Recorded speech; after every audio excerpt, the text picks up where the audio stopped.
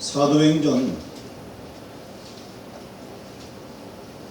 1장 4절로 9절까지입니다. 제가 먼저 한 절 읽고 여러분이 나중에 읽고 한 절 한 절 교독을 하도록 하겠습니다. 4절부터 9절까지. 사도와 함께 모이사 그들에게 분부하여 이르시되 예루살렘을 떠나지 말고 내게서 들은 바 아버지께서 약속하신 것을 기다리라. 요한은 물로세를 베풀었으나 너희는 몇 날이 못 되어 성령으로서를 하리라 하셨느니라.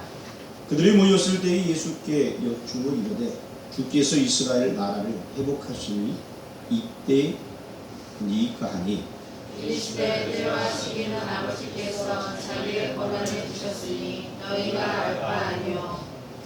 오직 성령이 너희에게 임하시면 너희가 권능을 받고 예루살렘과 온 유대와 사마리아와 땅끝까지 이르러 내 증인이 되리라 하시니라.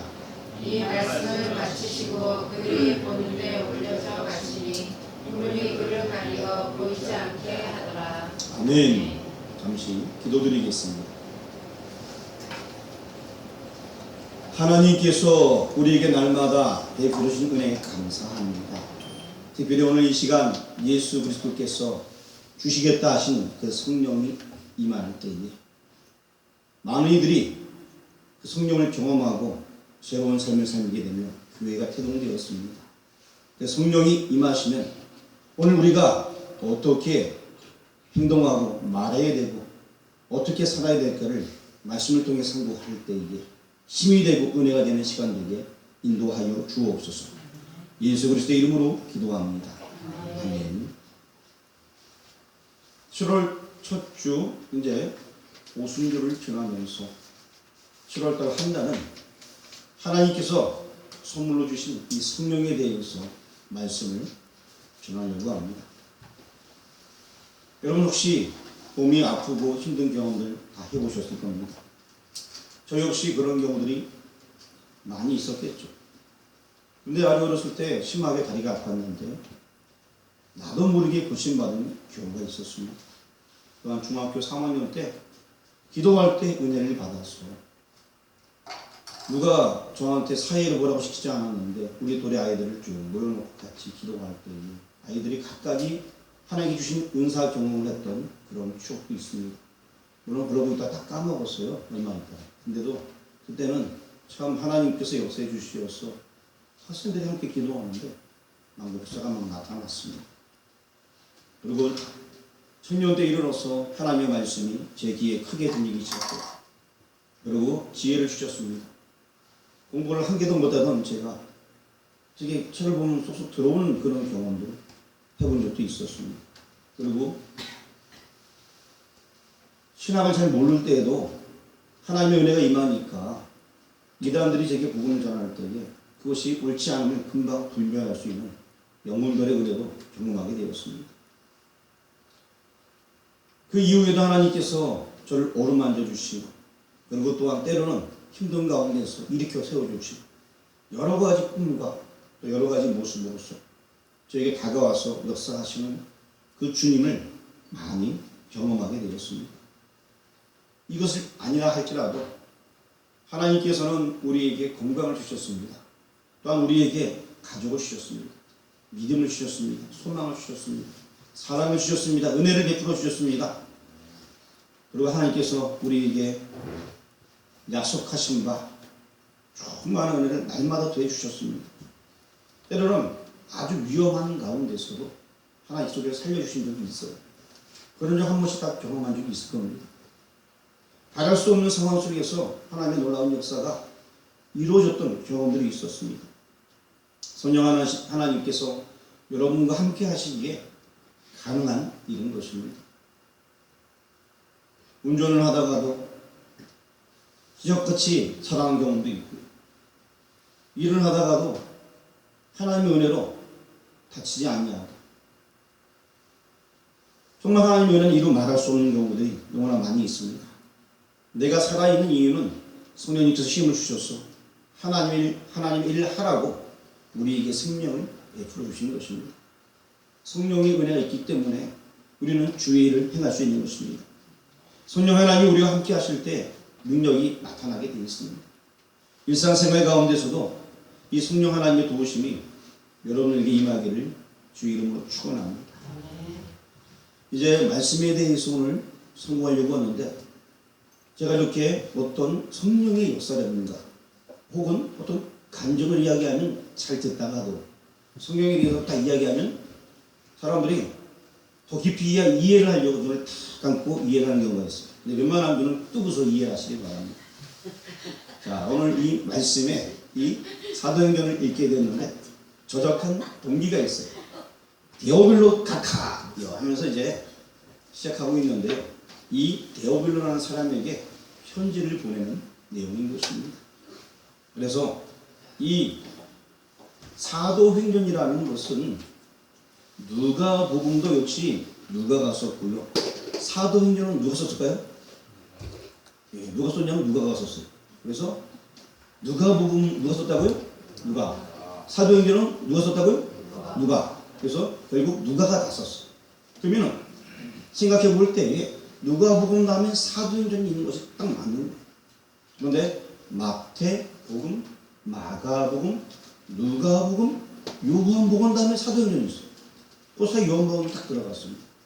왜 그렇게 되었을까요?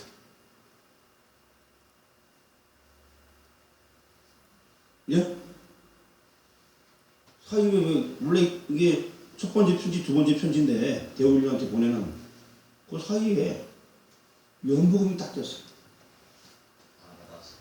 가나다 손으로. 이야, 아주 정확한 지적을 할 뻔했는데 그랑 저는 관계없고요. 자, 지난번에 한번 말씀드린 바가 있는데 마태, 마가, 누가, 요한복음. 그래서 이런 사복음서라고 얘기합니다. 그래서 이 복음서에서는 예수님의 이야기를 중점적으로 다루는 사복음서의 이야기가 있습니다. 그리고 또 마태, 마가, 누가복음은 공간복음이라고 해서 동시대적에 쓰여졌다고 말합니다. 그렇지만 이 사도행전은 이제 교회의 역사인데 예수님께서 승천하신 이후의 기록이 역사서라고 얘기합니다. 그 전에 예수님과 함께 있던 그 복음서는 마태, 마가, 누가, 요한, 예수님과 관련된 이야기들이 쫙 기록되어 있어요. 예수님 살아계실 때, 이 땅에 계실 때. 하지만 사도행전은 부활 승천하신 후에 성령의 역사가 나타난 교회의 역사의 이야기입니다. 그래서 따로 구분되어 있고, 복음서가 요한복음도 복음서니까 싹 집어넣게 됐고요. 사도 행전 같은 경우는 누가복음 다음에 쓰여지지만 누가복음은 예수님의 행적이 기록되어 있지만 누가가 또 쓴 그 누가복음은 예수님의 행적뿐만 아니라 그 이후의 얘기도 기록해서 데오빌로에게 편지를 보냅니다. 그럼 데오빌로는 누구냐? 자세히 몰라도 됩니다. 하지만 그 사람은 이 당시에 로마의 어떤 굉장히 높은 계급에 있었던 각하라 불렀으니까 그런 사람으로 생각하면 됩니다. 이 사람이 굉장히 복음에 관심이 있었기 때문에 누가가 편지를 보냈고 맨 처음에 누가복음에 보낼 때는 굉장히 그분을 대해서 존칭하는 언어로 쓰고 있지만 사도행전은 굉장히 친근한 언어로 다가가게 됩니다. 그러면서 많이 친해지게 되고 데오빌로라는 사람이 예수님을 더 깊이 알게 되고 또 다른 여러 가지 책에서는 뭐 데오빌로가 순교했다는 얘기도 나오고 여러 가지 얘기가 있어요. 그리고 뭐 그 당시에 황제의 조카였는데 황제가 기독교 핍박할 때 이 사람은 열심히 대항과 싸우다가 뭐 사형을 당했다 이런 얘기도 나오고 하지만 그런 건 뭐 중요한 게 아니고요. 당시에 이 사람은 굉장히 높은 지도층 계급의 사람이었다. 이것만 이해하시면 돼요. 여러 가지 얘기가 있습니다. 그렇지만 그건 성경에 없어요. 그러니까 굉장히 지도층 사람 중에 하나였지만 그가 예수님을 알도록 소개하도록 이렇게 편지한 것이 이 누가복음과 사도행전입니다. 그래서 이제 이 사도행전을 기록한 이 목적은 예수님에 대해서 보다 자세히 데오빌로라는 사람에게 소개하기 위해서 편지로 보내게 되게 된 것이고요. 지금은 또한 이것이 우리에게 미치는 큰 부분들이 많이 있고 누가는 이렇게 누가복음과 사도행전을 썼지만 또 누가의 직업이 무엇일까요? 예? 예, 누가는 의사였어요. 그래서 예수님께서 병든 자를 고치고 죽은 자를 이런 부분들 아주 세밀하게 묘사하고 있어요. 의사로서 봐도 안 되는 부분이에요. 그래서 그런 부분들을 아주 세밀하게 아주 잘 기록하고 있습니다. 당시 그 사람이 그래도 괜찮은 사람인 것 같아요. 근데 자기 눈으로 봐도 이거는 될 수 없는 일이 되어졌단 말이죠. 그래서 그런 부분들을 세밀하게 바로 이제 누가복음에는 기록해주고 있습니다. 그래서 사도행전은 누가복음에 이어지는 책으로 원래는 예전에 같이 붙여서 늘 다녔다가 나중에 성경을 정리하면서 이렇게 나눠갖고 이제 기록이 되었다라고 합니다.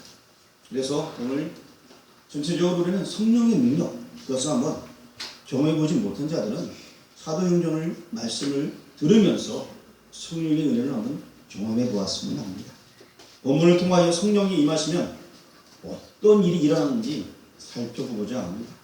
하지만 먼저 성령의 임하심이 무엇인가 라고 한번 생각을 해봐야 될 것 같아요. 9절 말씀에서도 성령으로 세례를 받으라라고 말씀하고 있습니다.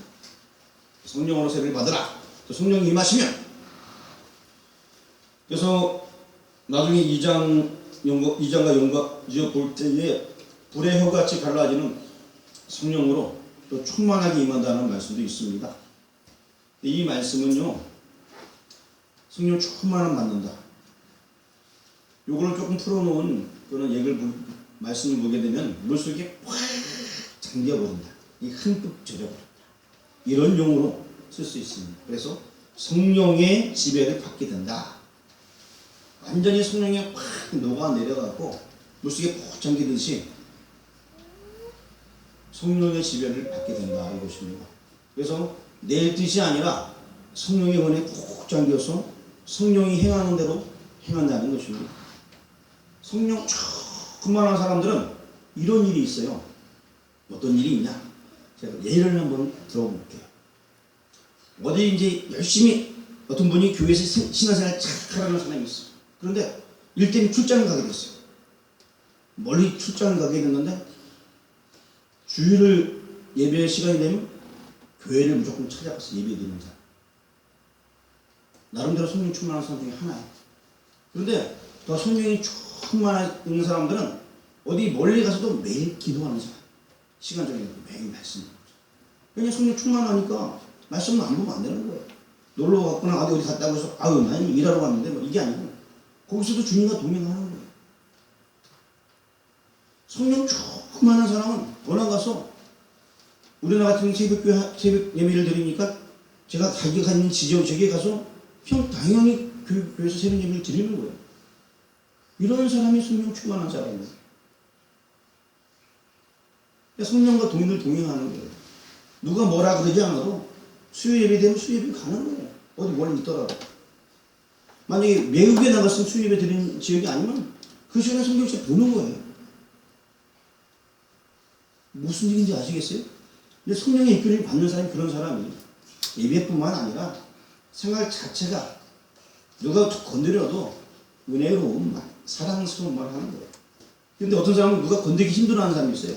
교회 열심히 다니는데 왜냐하면 건드리면 막 센 소리 나오고 뭐 무서운 소리 나오고 못 건드리 우리 교회 말고 우리 교회 미상교회 우리 교회 말고 그런 사람이 혹시 있을 수 있어요. 그런데 자동으로 딱 되는 시스템이 너무 좋아요. 이렇게 어두워지듯이 무서운 사람도 있어요. 근데 우리 교회는 없겠죠. 예. 제가 봐도 아무리 봐도 없어요. 어쨌든 간에 성령 충만한 사람은 건드리면 성령으로 또 성령 충만한 사람은 누가 자꾸 건드리고 싶어져요. 왜냐? 만나면 기쁘거든요. 만나면 즐겁거든요. 그렇죠? 성령 충만한 사람은 괜히 만나고 싶어요. 막. 사랑하는 애인을 만나고 싶듯이 성령 충만한 사람은 자꾸 만나고 싶어.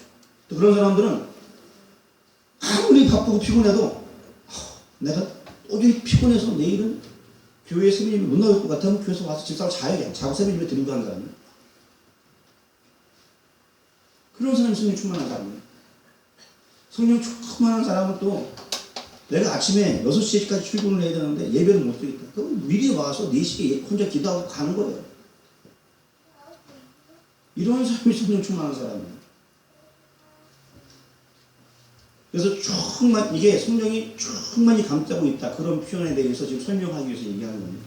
내가 성령 가운데 푹 잠기는 거예요. 항상 예배 중심, 기도 중심, 말씀 중심으로. 초대교회 때 그게 중심이었어요. 말씀을 걸어가죠. 그게 성령 충만한 사람이에요. 모든 사람들이 새벽 예배를 잘 나오다가도 교회에 대표되는 장로님만 빠지면 장로님도 안 나와요. 나도 이거 성령 충만한 사람 아니에요. 누가 안 나오고 목사님이 한 달 동안 새벽 예배 안 나와도 자기는 나오는 사람이 성령 충만한 사람이에요. 무슨 얘기인지 알겠어요? 누구 때문에 신앙생활을 하는 게 아니라 예수님이 내 안에 계시기 때문에 내가 스스로 신앙생활을 하면서 기뻐하는 거예요. 그 성령 충만한 사람들, 그런 사람들이 일어나는 일들이 있는데 성경 말씀 보니까 너희가 권능을 받고 이렇게 말합니다. 성경에 기록이 되어 있어요? 안 되어 있어요? 이런 충만한 사람들은 권능을 받는데요. 권능, 원래 디나민 이런 용어예요. 그래서 이제 여기서 디나미스 이렇게 나오면서 원형이 디나미스거든요. 성령의 힘이나 예수의 능력과 관련되어서 사용되는 단어가 디나미스 이런 용어인 것입니다. 그래서 여러분 디나미스 많이 들어봤죠? 제가 예전에 한번 설명한 것 같은데 다이나마이트가 디나미스에서 나오는 거예요. 막 폭발력 디나미스 그게 원어예요. 원래 그게 원 뜻이고 정말 엄청나게 강력한 능력 아무리 깨도 안 되는 거 다이나마이트 터뜨리잖아요. 디나미스 그런 폭발력이에요. 우리 심령을 팍 크게 변화시키는 그게 바로 권능이라는 거예요. 디나미스라는 거예요. 예수님의 사역을 시작하게 한 위로부터 내리는 그 충만한 은혜 감당할 수 없는 여러분들 때로는 기도할 때 하나님의 눈이 잡으면은 꼼짝 못하고 쫙 재미있는 누가 울라고 얘기하는데 막 때리다는데 막 눈물 흘리면서 집에 가라고 집에 가고 기도하던 때가 있었겠죠. 예, 그게 바로 이제 디나미스 있었겠죠. 예, 그게 바로 하나님께서 정말 임재하는 그러한 성령의 사람이라는 것입니다. 그래서 병을 고치는 이야기가 누가복음에 나와 있습니다. 예수님께서 말씀하십니다. 누가 내게 손을 대었느냐? 내게서 능력이 나갔도다. 누가복음 8장 46절에 말씀하고 있어요. 귀신을 제어합니다. 12제자를 불러 다 보냅니다. 제자들이 나가서 귀신을 제어하고 이런 일을 하게 됩니다. 누가복음 9장에 나와 있습니다. 또 원수를 대적할 수 있게 하는 등 하나님의 나라 확장과 관련된 필수 불가능한 능력, 이 디나미스, 이 바로 권능이라는 것입니다. 뱀과 전갈을 밟으며 원수의 모든 능력을 제거할 권능을 주었으니 이렇게 누가복음 10장 19절에 말씀하고 있습니다. 너에게 주었다 라고 성경에서 말씀하고 있어요. 그런데 어떤 사람은 아직도 못 받은 사람도 있어. 너에게 주었으니 라고 성경이 말하고 있는데 나는 안 받을래요. 필요 없어요. 그는 권능은 무슨 능력? 필요 없고요. 저는 돈이 많아서 이걸로 다른 사람을 사귀려요. 저는 깨가 좋아서 이걸로 다른 사람과 친해집니다. 성경에서는 그게 아니고요. 이 권능을 가지고 나가라고 말씀하고 있어요.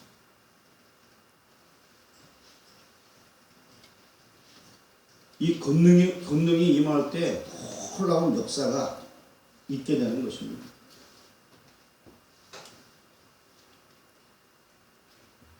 제가 하고 싶은 얘기가 있는데 시간이 많이 갈까 봐 넘어가도록 하겠습니다.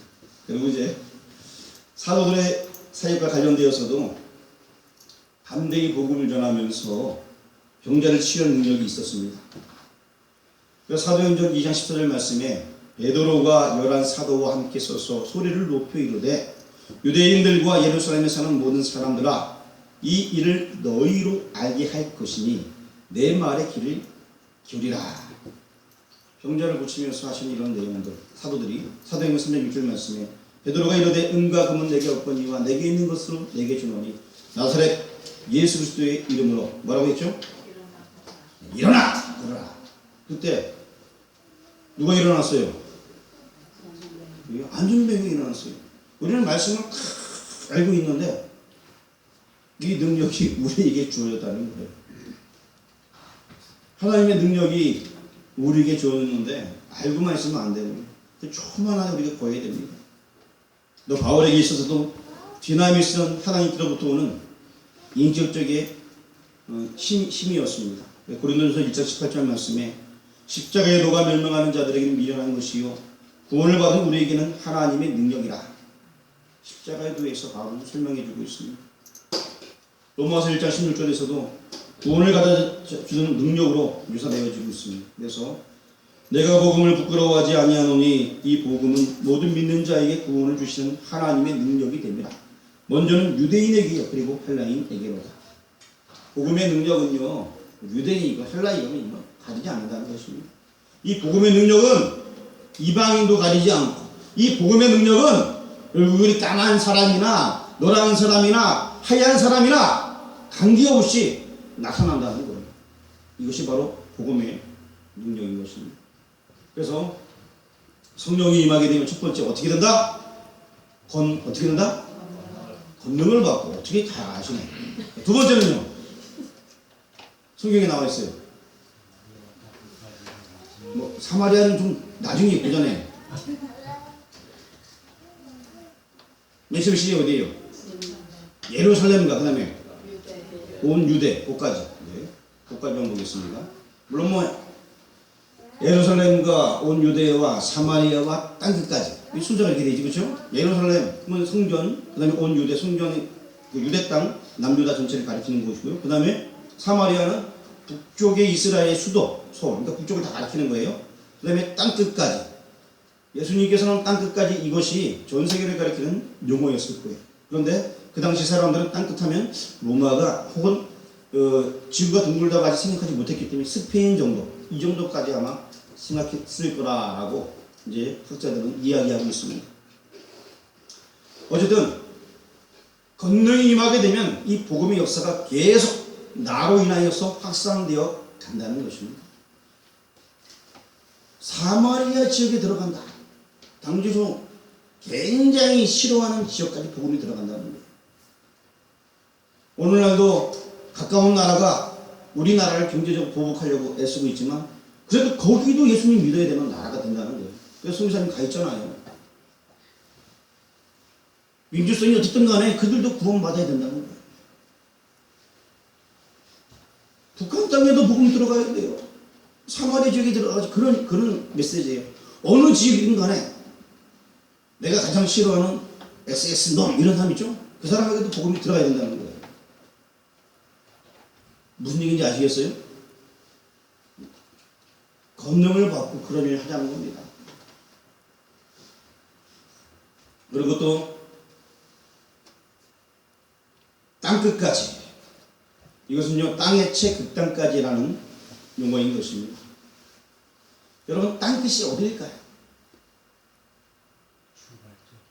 출발점. 정확하게 잘 지적했습니다. 학자들 중에 일부는 출발점으로 보고 있어요. 왜냐? 지금 예루살렘, 그러니까 그 이스라엘 나라, 이 나라가 이제 복음이 시작된 나라인데 그 출발해서 빙 돌아오게 되면은 거기가 다시 끝이 된다는 거죠. 그리고 그 나라가 지금 다 기독교 국가가 아니고 아직도 이제 구약의 하나님만 믿고 있지 않습니까? 그러니까 그리로 돌아가야 된다. 거기가 땅끝이다. 이렇게 보는 학자들도 많이 있습니다.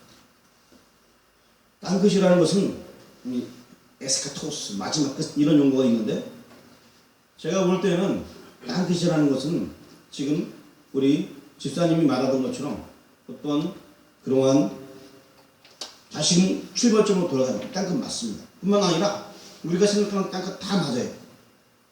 북한이 땅끝이 될 수 있는 것이고 그리고 또 도저히 복음이 안 전해질 만한 아주 추운 지역 거기가 땅끝 될 수 있는 것이고 땅끝이라는 것은요 복음이 잘 안 전해질 것 같은 그 지역 모든 지역을 다 포함하고 있습니다. 이게 바로 땅끝이라는 것입니다.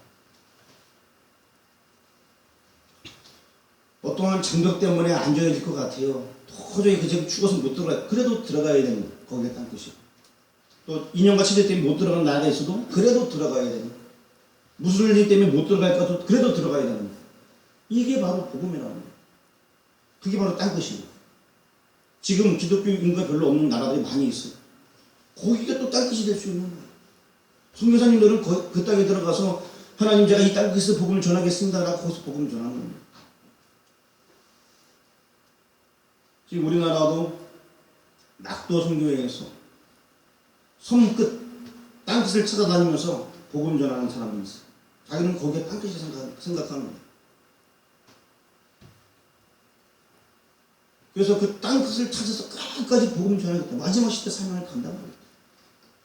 예전에는요, 낙도 지역의 그리고 섬 지역에 가기가 너무나 힘들었어요. 배도 잘 없고. 그래서 지금 저희 교단에서는 오래전부터 낙도 선교회, 선교는 뭐 우리나라에서는 저희 교단이 가장 그래도 잘한다라고 보고 있고 선교사가 가장 많습니다. 근데 이 해외 선교사는 이제 2,000명이 넘고요. 국내의 선교들도 낙도 선교라고 또 따로 오래전부터 활동을 하고 있어요. 여기는 해외 선교 수치에 포함되지 않고요. 이분들이 이렇게 복음을 전하는데 저희는 신대원 때 낙도 선교회라는 단체가 있어서 거기서부터 활동을 많이 하면서 계속 이어집니다. 이 낙도 오지를 들어가서 복음을 전하는데요. 어떤 지역들은 계속해서 관리를 해줄 필요가 있고 섬이 워낙 많다 보니까 그래서 그전에는 배 타고만 왔다 갔다 했었고 예전에는 어느 또 전도사님이 이렇게 수고를 많이 했었는데 지금은 낙도 선교에서 배를 하나 구입을 해서 배를 타고 계속 순회하면서 복음을 전하고 있습니다. 그래서 많이 발전되게 되었는데 그래도 그 섬에 몇 명 간사라도 땅끝을 생각하고 계속 복음 전하는 거예요. 예수님 안 믿어도 계속 찾아갑니다. 사명 가지고 거기서 그 사람들한테 복음 전해도 뭐 그분들이 교인이 되는 경우도 많이 있겠지만 그쪽에 교회가 그렇게 많이 없어요. 손마다. 그럼 뭐 실제적으로 그들에게 큰 이익이 없을지라도 사명이니까 가서 하는 거예요. 복음 전하는 게 가장 큰 중요한 것은 이제 알고서 그들이 권능을 받고 내가 이 지역에 생명을 그 복음 전하겠다라고 전하는 것입니다. 그리고 이 성경 사도행전 같은 경우에는 1장에서 7장까지는 예루살렘에서 복음이 증거되어지는 모습, 8장부터 12장까지는 유대와 사마리아에서 복음이 증거되는 모습, 그리고 마지막 28장까지는 소아시아와 로마에서 복음이 증거되는 모습들이 기록이 되어져 있습니다. 예수님께서 이렇게 말씀하신 대로 복음이 확산되는 모습이 그대로 사도행전에 기록이 되어져 있습니다. 복음이 잘 들어가지 아니하는 지역, 이런 지역을 땅끝으로 여러분 생각하시고 그 땅끝 복음 전하는 여러분들이 주의 이름으로 축원합니다. 그리고 아까 오늘 지사님께서 이제 예루살렘 출발점을 얘기했는데 그렇습니다. 종교적 장벽을 헐는 게 굉장히 중요합니다. 아무리 유대인들을 할지라도 예수님 영접해야지만 하늘나라 갈 수 있고 뿐만 아니라 아무리 다른 이방 종교를 할지라도 예수님 믿어야지만 하늘나라 갈 수 있습니다. 그래서 모든 장벽을 다 허물어야 됩니다. 또 권능이 임하게 되면 맨 마지막으로 뭐가 된다고요? 2장. 아직 얘기 안 했어요. 성경이 뭐라고 되어 있어요? 예, 증인이 된다. 이 증인이 참 좋은 용어인데 어떤 이상한 단체에서 이걸 뭐 이상하게 사용하고 말미암아서 아주 유성하게 들리기까지 얘기합니다. 이 증인이 돼요. 복음을 증거하는 사람이 돼야 된다는 것입니다. 그래서 이제 마르티레스라는 용어로 쓰였고요. 원래 원어는 마르티스 원형입니다.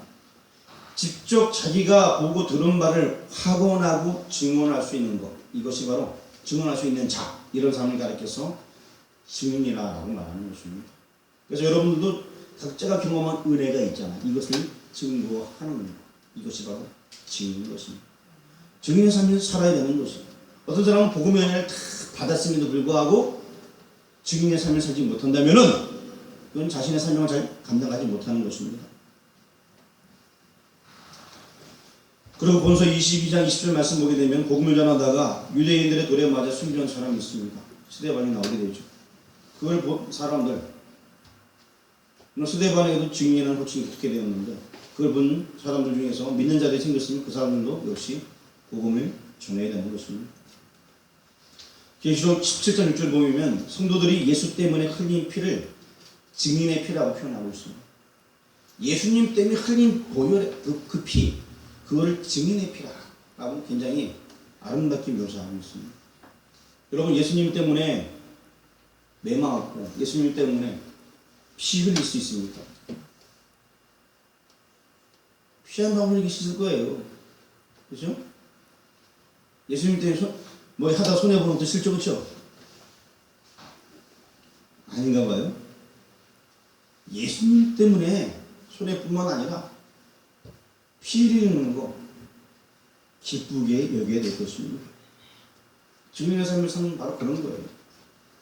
요한복음 12장 24절 말씀에 내가 진실로 진실로 너희에게 이르노니 한 알의 밀이 땅에 떨어져 죽지 아니하면 한 알 그대로 있고 죽으면 많은 열매를 맺느니라. 어떻게 하라는 얘기예요? 내 자신을 끝까지 쳐서 구출시켜 죽으라는 얘기예요. 내가 내 이름 높이는 것이 아니라 나 자신을 낮추고 예수 이름 높이라는 것입니다. 누가복음 24장 48절에서도 너희는 이 모든 일의 증인이라 라고 말했습니다. 증인이라는 것은 순교자적 사명을 갖는 것이에요. 여러분들도 증인의 삶을 사시길 바랍니다. 성령이 임하게 되면 권능을 받고 예루살렘과 온 유대와 사마리아 땅 끝까지 이르러 그 다음에 증인이 된다라고 말씀하고 있습니다. 이 모든 일의 증인은 바로 우리가 증인인 것이에요. 성경을 잘 알고 있으면서 한마디도 뱉지 않냐고 전하지 아니한다면 무슨 소용이 있습니까? 우리가 전해야 하는 복음은 역사적인 관점에서 신학적인 관점에서 예언적인 관점에서 등 여러 가지로 설명할 수 있지만 한마디로 말하면 바로 예수인 것입니다. 누구를 증거해야 된다고요? 네. 우리가 전할 때 복음은 간단하게 예수예요. 예수님을 전하면 되는 것입니다. 예수님 복음 들고 나가는 것입니다. 다시 한번 말씀을 정리하겠습니다. 성령이 임하시면 너희가 권능을 받고 예루살렘과 온 유대와 사마리아 땅끝까지 이르러 내 증인이다. 그래서 예루살렘과 온 유대에 복음이 전해지는 기간들이 한 3년 정도 걸렸습니다. 그리고 더 나아가서 사마리아에 복음이 전해지는데 약 12년 정도 걸렸고 땅끝, 그 당시 로마 지역 전체 또 소아시아 이런 지역 다 전해지는 한 15년 걸렸습니다. 이제 남은 시간들은 우리가 감당해야 될 것입니다. 누가 감당한다고요? 네, 우리가. 그래서 저도 이제 7월 21일부터 낙도 지역에 십자가를 서러 가게 됩니다. 기도해 주시기 바랍니다. 기도하겠습니다. 하나님 감사합니다. 증인의 삶을 살아갈 수 있도록 인도하여 주옵소서. 예수님의 이름으로 기도합니다. 아멘. 찬송가 128장 찬양드리면서 헌금을 하도록 하겠습니다. 182장입니다. 182장